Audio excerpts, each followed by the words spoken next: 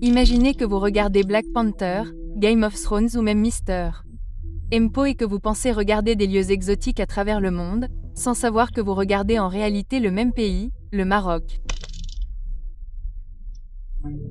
Et si je vous disais que pendant qu'Hollywood regardait l'Afrique de haut, une petite nation d'Afrique du Nord est devenue si douée pour faire des films que Marvel, Netflix et Disney se disputent désormais pour savoir qui sera le premier à y tourner?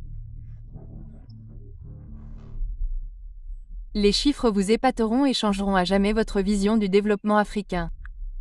Alors, salut les fonceurs, j'espère que vous allez tous bien. Aujourd'hui, nous allons plonger au cœur de l'une des transformations commerciales les plus incroyables qui se produisent actuellement sur notre continent.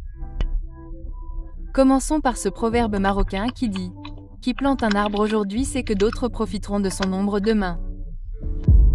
Eh bien, cela résume parfaitement ce que le gouvernement marocain a fait il y a 20 ans, lorsque tout le monde pensait qu'il était fou d'investir dans des studios de cinéma plutôt que dans des usines. Aujourd'hui, ces investissements fous génèrent plus de 120 millions de dollars par an et font du Maroc l'industrie cinématographique la plus recherchée au monde. Mais voilà ce dont personne ne parle.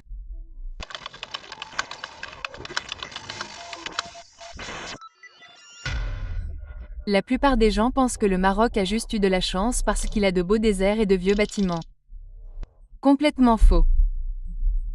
Ce que le Maroc a fait, c'est mettre au point l'une des stratégies économiques les plus sophistiquées de l'histoire moderne. Ils n'ont donc pas seulement construit des décors. Ils ont construit tout un écosystème qui pousse les dirigeants d'Hollywood à choisir le Maroc plutôt que leur lieu de tournage traditionnel.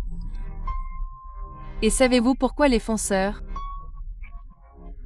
Ils ont découvert qu'il était désormais moins cher et plus efficace de filmer un grand succès de blog au Maroc qu'à Los Angeles, Londres ou Sydney. Maintenant, laissez-moi vous raconter le moment où tout s'est mis en place. Imaginez. Nous sommes en 2001 et le roi du Maroc, Mohamed VI, est assis en réunion avec des représentants du gouvernement. Hollywood est en plein essor, mais l'Afrique est complètement exclue de l'industrie cinématographique. La sagesse traditionnelle dit de se concentrer sur le tourisme ou l'agriculture.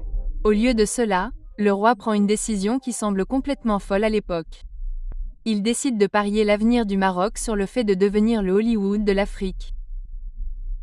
Le plan, construire des studios de tournage de classe mondiale, offrir des incitations financières irrésistibles et former des équipes locales aux normes internationales. L'investissement de plus de 300 millions de dollars rien que dans les infrastructures. Tout le monde pensait qu'ils avaient perdu la tête. Pourquoi Hollywood viendrait-il en Afrique alors qu'ils avaient de très bons studios en Californie? Mais c'est là que l'histoire prend son premier tournant inattendu.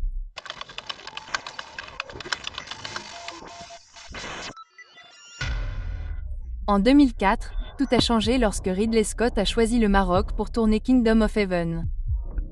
Non pas parce que c'était bon marché, mais parce que le Maroc offrait quelque chose qu'Hollywood ne pouvait obtenir nulle part ailleurs. Alors, quelle était cette arme secrète? Le Maroc s'était transformé en un pays où l'on pouvait filmer la Rome antique le matin, l'Europe médiévale l'après-midi et le New York moderne la nuit. Le tout dans un rayon de 80 km. Mais ce n'était que le début.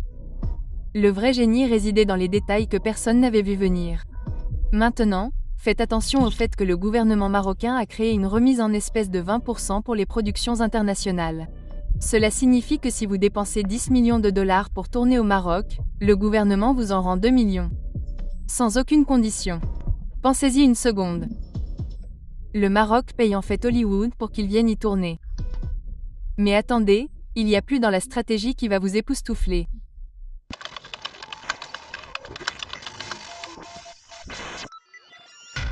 C'est là que le plan du Maroc devient absolument brillant. Chaque production internationale qui arrive au Maroc doit embaucher 80% d'équipes locales.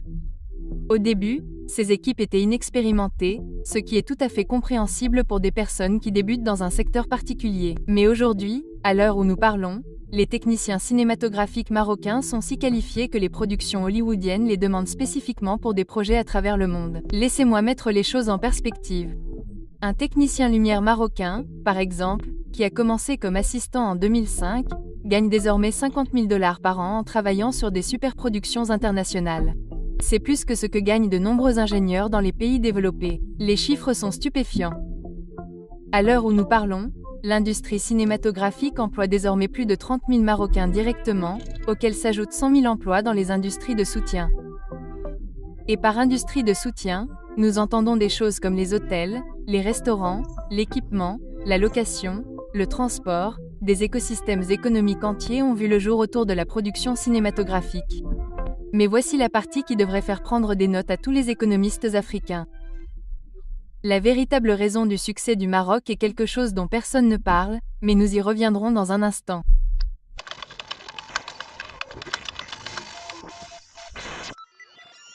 Le Maroc n'a pas seulement construit des studios de cinéma. Ils ont en fait construit un pays entier conçu pour la réalisation de films. Les studios Atlas à Roasset ne sont pas qu'un simple studio. C'est un complexe de 322 acres qui peut reproduire n'importe quelle période historique ou lieu géographique. Ce que vous ne savez pas, c'est que le même décor a été l'Égypte ancienne pour La Momie, l'Angleterre médiévale pour Robin des Bois et Alien Planet pour John Carter. Mais voici ce qui a changé la donne. Alors que d'autres pays construisaient des studios, le Maroc construisait quelque chose de beaucoup plus intelligent. Ils ont créé des zones spécialisées où les équipes internationales bénéficient d'un dédouanement accéléré, d'exonération fiscale et de permis simplifiés. Ce qui prend 6 mois de paperasse dans d'autres pays prend 2 semaines au Maroc. Maintenant, commencez-vous à comprendre pourquoi Netflix a choisi le Maroc pour la couronne plutôt que de tourner dans le vrai Londres? C'est là que notre histoire prend une tournure que personne n'avait vu venir. Le succès du cinéma marocain a commencé à attirer l'attention d'autres industries. Soudain, des marques de mode internationales ont voulu y tourner des campagnes. Des entreprises technologiques ont commencé à ouvrir des bureaux pour se rapprocher du vivier de talents créatifs. Des entreprises aérospatiales ont commencé à sous-traiter des travaux de conception à des studios marocains. L'industrie cinématographique est devenue le cheval de Troie de la diversification économique. Mais c'est là que certains critiques commencent à tirer la sonnette d'alarme. Certains économistes affirment que le Maroc n'est qu'un exemple de plus de la manière dont les Africains fournissent des services bon marché aux entreprises occidentales.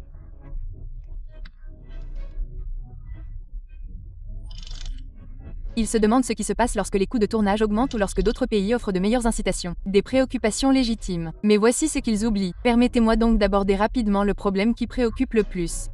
Oui, le Maroc subventionne essentiellement les bénéfices d'Hollywood.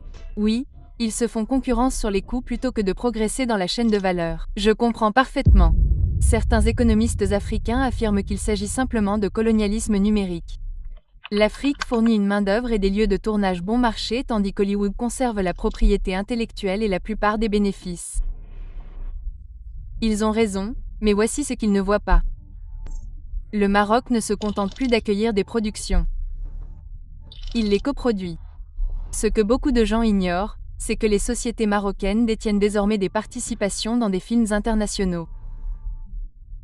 Les réalisateurs marocains sont choisis par Netflix et les histoires marocaines sont racontées sur des plateformes mondiales.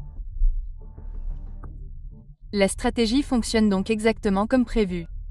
Il s'agit d'utiliser les investissements étrangers pour renforcer les capacités.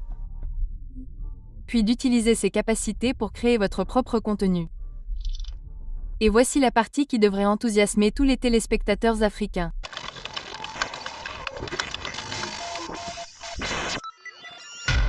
Le succès de Moroka inspire un mouvement à l'échelle du continent. Hollywood au Nigeria, par exemple, s'associe au studio Morohan pour des productions à plus gros budget. L'Afrique du Sud modernise ses installations pour être compétitive sur les projets internationaux. Enfin, le Kenya développe ses propres programmes d'incitation au cinéma.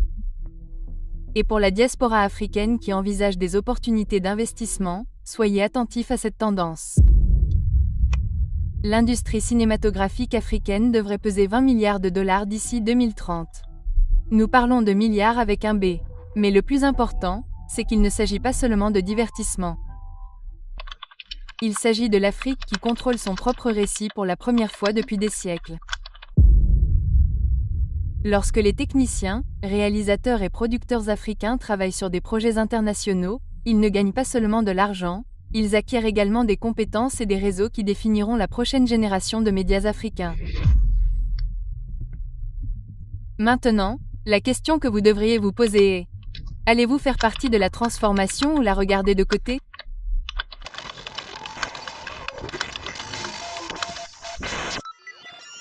Pour les investisseurs qui suivent cela, voici un signal d'alarme. L'industrie cinématographique marocaine a besoin d'environ 500 millions de dollars d'investissements supplémentaires au cours des 5 prochaines années pour répondre à la demande croissante. Financement d'équipements, expansion des studios, installation de post-production. Les opportunités existent à tous les niveaux. Mais les plus grandes opportunités se trouvent dans d'autres pays africains qui commencent tout juste à développer leur industrie cinématographique. Le Ghana, le Rwanda et l'Égypte lancent tous des programmes d'incitation au cinéma inspirés du succès du Maroc. Aujourd'hui, les premiers investisseurs qui soutiennent les infrastructures telles que les hôtels à proximité des lieux de tournage, les sociétés de location de matériel et les services de restauration spécialisés enregistrent des rendements annuels de 30 à 40%. Je sais que certains d'entre vous se demandent comment s'impliquer et, chers fonceurs, la réponse pourrait vous surprendre. Vous pouvez commencer par faire des recherches sur les sociétés de production marocaines comme Morohan Factory ou Red Producers. Nombre d'entre elles recherchent des partenariats internationaux pour des coproductions. Pour les petits budgets, envisagez les ETF de l'industrie cinématographique qui incluent déjà des sociétés de production africaines. Vous pouvez également vous renseigner sur les fonds d'investissement culturels qui ciblent spécifiquement les industries créatives africaines. Mais surtout, soutenez les histoires africaines. Lorsque vous regardez des films tournés au Maroc, vous ne vous contentez pas de vous divertir. Vous soutenez un écosystème qui emploie des centaines de milliers de personnes à travers le continent. Rappelez-vous du proverbe marocain au début qui disait « Celui qui plante un arbre aujourd'hui sait que d'autres profiteront de son ombre demain ».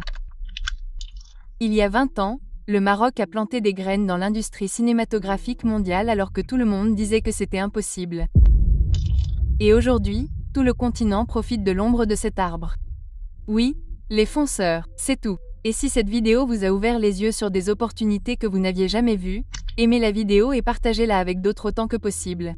Je pense que vous aimeriez voir l'Afrique gagner sur la scène mondiale, n'est-ce pas? Car si vous ne le savez pas, la renaissance africaine n'est pas en train d'arriver. C'est filmé en temps réel et le monde est enfin prêt à regarder. Cela dit, merci d'avoir regardé cette vidéo et j'espère vous voir dans la prochaine.